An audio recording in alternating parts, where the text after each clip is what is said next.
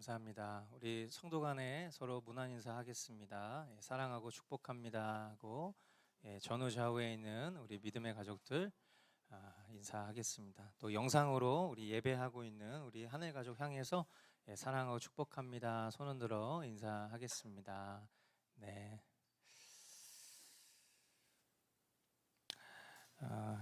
우리가 지난주에 종교개혁 기념 주일로 우리가 함께 예배하고 이제 오늘 다시 우리 공동체에게 주시는 이사야서 말씀으로 돌아왔습니다. 이사야서 강의 12번째 시간인데요.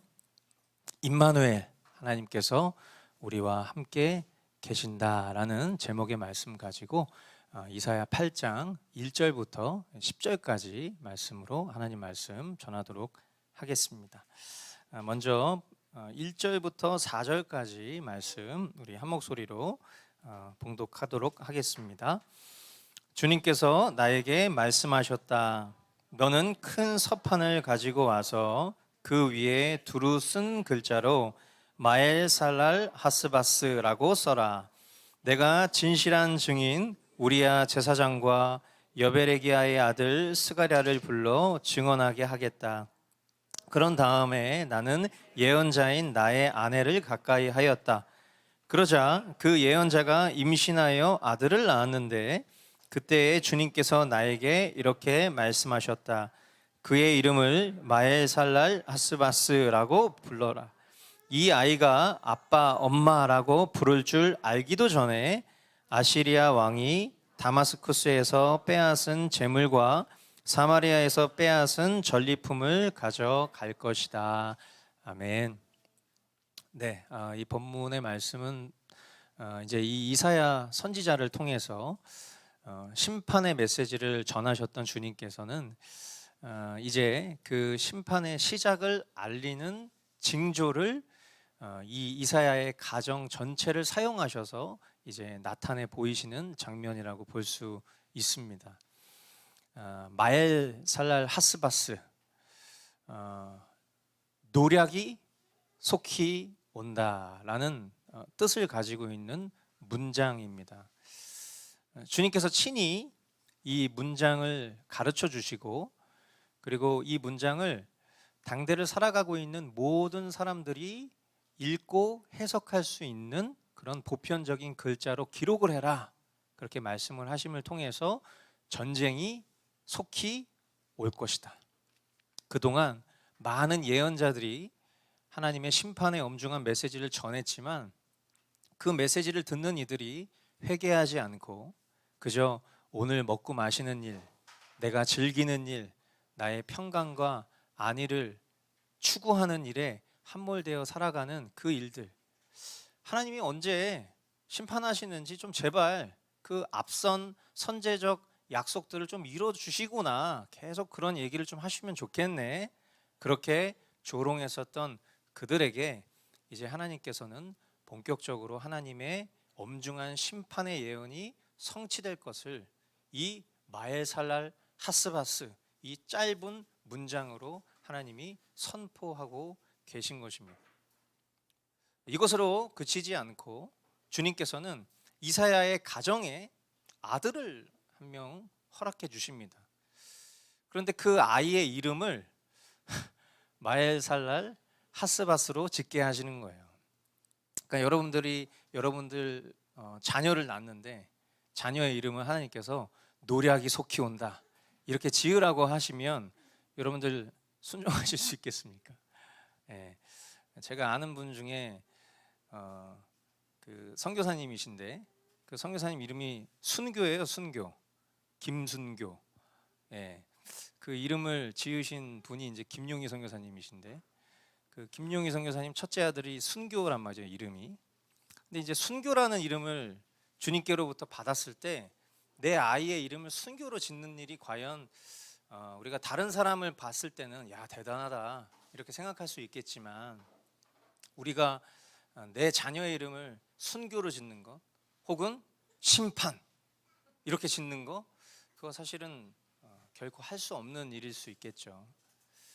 그런데 분명한 것은 이 아이가 아빠, 엄마 이렇게 부르기 전 그러니까 보편적으로 2-3살이 되기 전에 주님은 이 아이의 이름을 그대로 실현하시겠다라는 아주 단호한 그런 메시지를 이 이사야 가정에게 이 태어난 아이의 이름을 이렇게 짓게 하기까지 하나님께서는 이 약속을 확실하게 이루실 것이다라는 아주 단호한 태도를 보여주고 계신 거예요. 그리고 이것은 역사적으로 주전 722년경에 아시리아의 침공으로 시리아와 북이스라엘의 멸망으로 확정이 되게 되죠. 하나님을 따르지 않는 그런 악한 세상 나라는 일시적으로 강할지라도 결국은 모두가 다 망하는 것을 우리는 봅니다. 땅에 있던, 이 땅에 존재하던 모든 전제 국가들, 백성의 인권을 짓밟고 자유를 빼앗던 모든 독재 국가들은요, 다 망하고 말았어요. 역사적으로 거슬러 올라가면 대로마 제국이 그랬고요. 그리고 군국주의에 천하 패권을 다 차지하려고 했었던 일본 제국도 망했고, 나치의 독일도, 스탈린의 소련도 다 망했어요. 지금 전 세계 패권을 장악하려고 하고 있는 중국 역시도 하나님의 경고를 따르지 않으면 망할지 모르겠습니다. 분명한 것은 하나님 앞에 경건하지 못하고 부도덕하던 시리아와 북이스라엘도 그렇게 망할 것이라는 거예요. 그리고 그들의 멸망이 아시리아에 의해서 망하게 될 것이라는 것을 주님은 선제적으로 이 약속을 통해서 알려주고 계시잖아요. 이것을 통해서 우리는 한 가지 결론을 내릴 수 있습니다. 진정 역사의 주인, 주권자는 누구이시다? 주님 한 분뿐이시다 라는 것을 우리는 이 역사적 사건을 통해서 그렇게 결론 낼 수 있게 된다라는 것이죠. 5절로 8절 말씀해 보니까 주님께서 또 나에게 말씀하셨다. 이 백성이 고요히 흐르는 실로아 물은 싫어하고 르신과 르마리아의 아들을 좋아하니 나 주가 저 세차게 넘쳐 흐르는 유프라테스 강물 곧 아시리아 왕과 그의 모든 위력을 이 백성 위에 뒤덮이게 하겠다. 그때 그 물이 온 색강을 뒤덮고 뚝마다 넘쳐서 유다로 밀려들고 소용돌이 치면서 흘러 유다를 휩쓸고 유다의 목에까지 찰 것이다. 임마누엘, 하나님께서 우리와 함께 계신다. 하나님께서 날개를 펴셔서 이 땅을 보호하신다. 유다가 패망한 이유는요, 그들이 고요히 흐르는 실로아 물을 버리고 시리아 왕 르신과 르말리아의 아들 북이스라엘의 배가를 기뻐하고 의지한 것이다 라는 것을 다시 한번 확인시키시고 강조를 하십니다. 우리가 그동안 계속해서 이 이사야 선지서를 보면서 주님께서는 주님의 백성들이 어디서 시작해서 어디서 벗어났는지 친히 설명해 주시고 또 셀 수 없이 아주 많은 회개의 기회를 주시면서 재앙 입기를 원하지 아니하시는 그런 주님이시라는 걸 봤습니다. 그런데 그들은 번번이 주님의 교훈과 권면, 경고를 무시하고 그들 소견에 맞는 결정과 그들이 의지할 만한 것들을 하나님보다 더 신뢰하면서 심판의 목전에 지금 와 있는 거예요. 주님께서는 핑계할 수 없는, 그들 스스로는 하나님 앞에서만큼은 핑계할 수 없는 그들의 죄목을 다시 한번 선언하시면서 일어나게 될 모든 재앙의 그 심판의 이유가 주님께 있는 것이 아니라 그들 자신에게 있다. 이 유다 자신에게 있다라는 것을 주님은 말씀하고 계신 것이죠. 인간이 일평생 살면서 여러분 우리가 꼭 기억해야 될 것은 주님은 택하신 이들에게나 혹은 그렇지 않은 이들에게도요 복음과 회개의 메시지를 주십니다. 하나님의 선택이 전적으로 인간의 어떠함에 있지 않고 하나님 안에 있지만 하나님의 섭리는요 인간의 선택과 의지를 사용하세요. 우리가 잘 아는 아르미니우스 주의자들은 그냥 모든 인간의 자유의지와 자신의 선택과 하나님의 뜻이 결합하여서 서로 협력하여 하나님의 뜻으로 이루어간다 이렇게 가르치지만, 저희 개혁주의자들은 그것이 아니다. 하나님이 정하신 뜻은 명백하나 하나님께서 그 하나님의 뜻을 이루어 가시는 과정 속에서 우리의 마음에 굳은 마음을 제하게도 하시고, 우리의 구부러진 마음을 펴주셔서 우리의 강팍한 마음을 부드럽게 하셔서, 그런 우리가 하나님을 선택할 수 있게끔 하나님의 성령이 우리 심령 가운데서 주도하신다라는, 모든 것이 하나님 주도적이라는 것을 우리에게 가르쳐주고 있죠. 그러나 그 속에서 우리의 의지와 선택을 하나님이 사용하신다라는 거예요. 그러다 보면 결국에는 지옥에 가게 될 불신자가 지옥의 문 앞에 섰을 때 자신 스스로는 핑계할 수 없는 근거를 하나님은 확증시켜 주십니다. 저는 제가 뭘 잘못했죠? 제가 뭐 때문에 지옥 문 앞에 서 있죠? 이렇게 핑계할 수 없는 명백한 내면의 근거를 하나님께서는 주신다는 거예요. 하나님은 공의의 하나님이시기 때문이죠.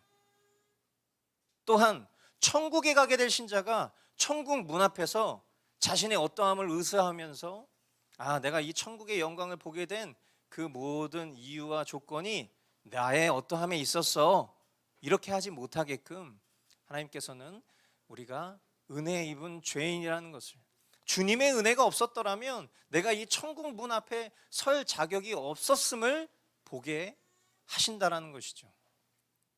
지금 선포되고 있는 이 이사야의 메시지는 그들이 핑계할 수 없는 그런 심판의 메시지가, 그런 근거가 되고 있는 것입니다. 말씀해 보면 고요히 흐르는 실로아, 이런 표현이 등장하죠. 이 고요히 흐르는 실로아는 예루살렘 남동쪽에 있는 작은 샘물의 이름입니다.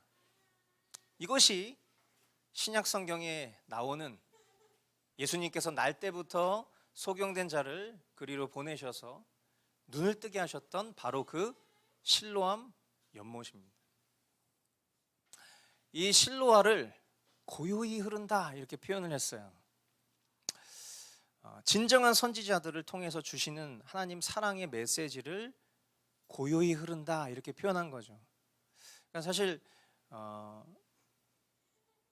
좀 우스갯소리입니다만은, 제가 이제 매주 예배를 집에 가서 이제 복기를 해볼 때마다 주로 저는 뭐를 집중해서 보냐면 절을 봐요. 절을.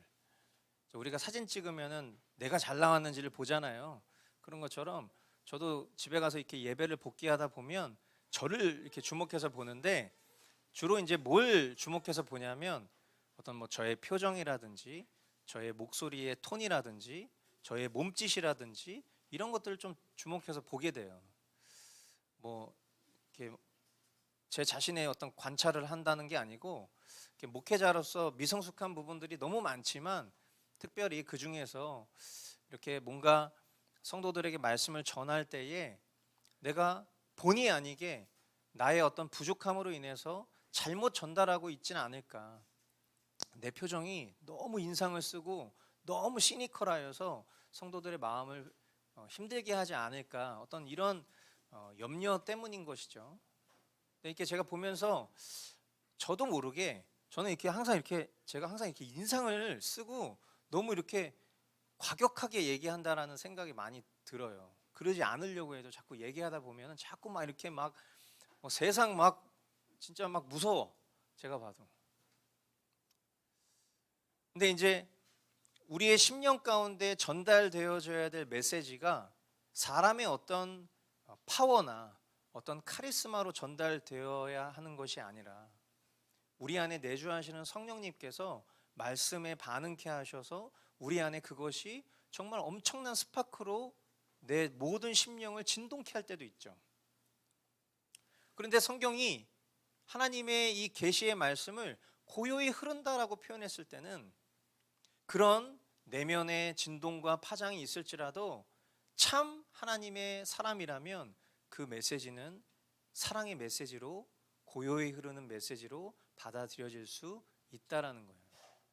그것은 결코 어떤 강권적이거나 사람들을 혹하게 하는 그런 달변이 아니라 잠잠하고, 세상적 표현으로 말하면 재미도 없고 그냥 평이한 그런 메시지일지 모르나 진실하고 힘 있는 말씀이었을 것이라는 거죠. 저와 여러분들에게도 어쩌면 지금 그런 실로아의 물과 같은 말씀이 우리의 심령을 터치하고 있을 거예요. 그 말씀이 여러분에게 어떻게 반응되십니까? 유다 백성은요, 이 잠잠하게 고요히 흐르는 이 실로아의 물과 같은 하나님의 말씀을 어떻게 했다 표현하고 있어요. 이 백성이 고요히 흐르는 실로아 물은 어떻게 한다? 싫어하고 싫어했다. 크게 장황하게 설명하지도 않아요. 싫어했다, 이렇게 성경은 기술합니다. 그리고 그들이 좋아한 건 뭡니까? 오히려 그 주위의 나라들의 그 요란스럽고 우상 숭배적인 행위들의 흥미를 느끼고 있었다는 거죠. 결국 그들은 하나님의 말씀을 거역하고 세상적인 방식과 육신적인 방식으로 하나님을 섬기려 하고, 이게 참 웃긴 거예요. 인간 내면에 있는 이 종교성이라는 것이 참 무섭죠. 그냥 차라리 하나님과 척지고 하나님과 관계없는 사람처럼 살면 그나마 얄밉진 않을 텐데, 하나님 앞에 할 수 있는 종교적인 의무는 다 하는 거예요.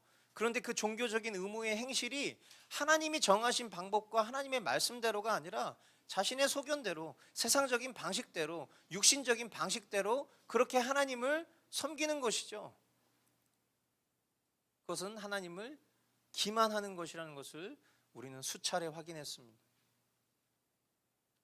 그러므로 하나님께서는 이제 오래 참으심을 멈추시고 심판의 일을 이행하시려고 먼 곳으로부터 아시리아를 불러오셔서 유다 백성이 의지하는 그 시리아와 북이스라엘을 멸망시킬 것이라는 거예요. 근데 그것으로 끝나지 않죠. 아시리아의 침공이 단순히 유다가 의지하는 시리아와 북이스라엘을 치는 것으로 끝나겠습니까? 유다 땅에도 큰 타격을 주겠죠. 성경은 그것을 이렇게 표현합니다. 그 물이 온 색강을 뒤덮고 둑마다 넘쳐서 유다로 밀려들고 소용돌이 치면서 흘러 유다를 휩쓸고 유다의 목에까지 찰 것이다. 그러나 이사야는 이 위협과 패망이 영속적인 것이 아니라 일시적인 것임을 이야기하고 있어요. 주님께서는 심판의 약속을 이행하십니다. 그런데 그 심판이 모든 것이 끝나는 것이 아니라는 거예요. 우리가 심판이라는 단어를 생각하면 늘 항상 그 심판이라는 단어 앞에 마지막 심판, 이런 이미지가 있어요. 그러니까 심판이 오면 다 끝나는 걸로 우리는 생각하는 경우들이 많죠. 여러분, 우리의 삶 속에 심판이 없었습니까? 우리의 삶 속에 분명한 심판의 순간들이 있었습니다. 우리의 죄된 행실로 인하여서 내가 자초한 일에 그 대가를 지불하게 될 수밖에 없는 일들, 그것도 심판이었던 거예요. 세상에 속한 사람이나 하나님의 자녀이나 모두가 다 심판을 받습니다. 그러나 분명한 것은 마지막 심판은 분명히 있어요. 그때에는 더 이상 돌이킬 수 없는 영원한 천국과 지옥으로 갈라지는 그런 영속적인 마지막 심판이 기다리고 있는 것은 분명하지만, 지금 이사야 선지자는 이 심판이 이 이스라엘 백성들이 그냥 하나님께로부터 끊어지는 영속적인 심판이 아니라는 것을 이야기하고 싶어 하고 있어요. 한번 하나님이 백성 삼으시면 하나님께서 결코 포기하지 않으시는 그런 사랑의 약속 또한 지키시는 분이라는 것을 선포하고 있는 것이죠. 그래서 지금 이 메시지 이후에 전혀 어울리지 않는 상기된 약속을 다시 한번 이사야가 선포를 하고 있는 거예요. 임마누엘, 하나님께서 날개를 펴셔서 이 땅을 보호하신다. 할렐루야. 참 아이러니한 거예요. 그들이 그토록 의지하고 있었던 그 우상과도 같은 하나님 외에 의지하고 사랑하고 섬기고자 했던 그 모든 것들을 의지하고 있던 그들이 보기 좋게 하나님에 의해서 그들이 패망하는 것을 보고 그것이 끝이 아니라 그 모든 여파와 그 아시리아의 욕심이 이제 유다 땅과의 화친을 끊고 이 유다의 그 모든 것들을 빼앗아갈 그 노략이 올 것이라는 것을 예언하고 있는 이 엄중한 심판의 메시지 앞에서 하나님은 그 이후에 전혀 그것과는 무관한 것 같은 임마누엘, 하나님께서 날개를 펴셔서 이 땅을 보호하신다. 전혀 어울리지 않죠. 하나님께서 이 유다를 임마누엘 이렇게 부르신 것이에요. 유다가 하나님께서 날개를 펴셔서 보호하시는 메시아의 땅이며 또 장차 메시아로 회복될 것을 암시하는 그런 부름인 거예요. 임마누엘, 내가 너희와 함께 할 거야. 그렇게 이 불신앙에 가득 차 있는 유다를 주님은 임마누엘이라고 불러주고 계신 것입니다. 9절로 10절, 모든 백성 곧 에브라임과 너희 민족들아 어디 전쟁의 함성을 질러보아라. 패망하고 말 것이다. 먼 나라에서 온 민족들아 귀를 기울여라.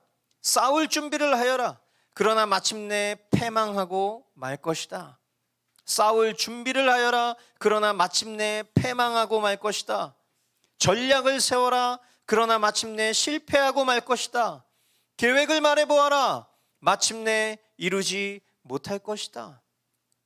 하나님께서 우리와 함께 계시기 때문이다. 사랑하는 성도 여러분, 우리 삶에는 참 많은 고난과 슬픔, 패망이 있습니다. 그런데 자세히 들여다보면 고난의 이유, 그 고난의 이유가 대부분 다 나의 죄악된 선택하고 연결되어 있어요. 즉 죄악된 선택의 결과가 고난이었던 거예요. 내가 슬퍼하는 이유요, 내가 패망하게 된 이유요, 결국 다 하나님 외에 다른 것을 의지하고 사랑해서 내가 자초한 결과라는 것을 지혜로운 사람들은 깨닫게 됩니다. 본문은 패망하고 말 것이다, 이거를 3번이나 반복을 하고 있어요. 실패하고 말 거야, 이루지 못할 거야, 그렇게 덧붙여 말씀합니다. 하나님을 벗어나서 일시적이고 충동적인 결정을 통해서 내 성공과 안위와 안정과 즐거움과 기쁨과 명예를 우리는 선택하죠. 그냥 눈 감고 주님 뜻 알지만 그냥 질러버리는 거예요. 근데 그게 어떤 결과를 가져왔어요? 결국 패망과 실패와 좌절만을 안겨줄 것이라는 것을 우리는 역사를 통해서 배워왔고, 주님은 다시 한번 이 말씀을 통해서 우리에게 선포하고 계신 거예요. 그런데 우리가 오해하지 말아야 될 것은 인생 속에서 우리가 겪게 된 실패와 좌절이 하나님의 백성으로부터 쫓겨나는 것을 의미하는 것은 아니라는 사실입니다. 유다 나라에는요, 임마누엘의 약속이 있었어요. 거듭 살펴본 것처럼 임마누엘이라는 뜻이 뭐예요? 하나님께서 우리와 함께 하신다라는 거죠. 하나님이 우리와 함께 하신다.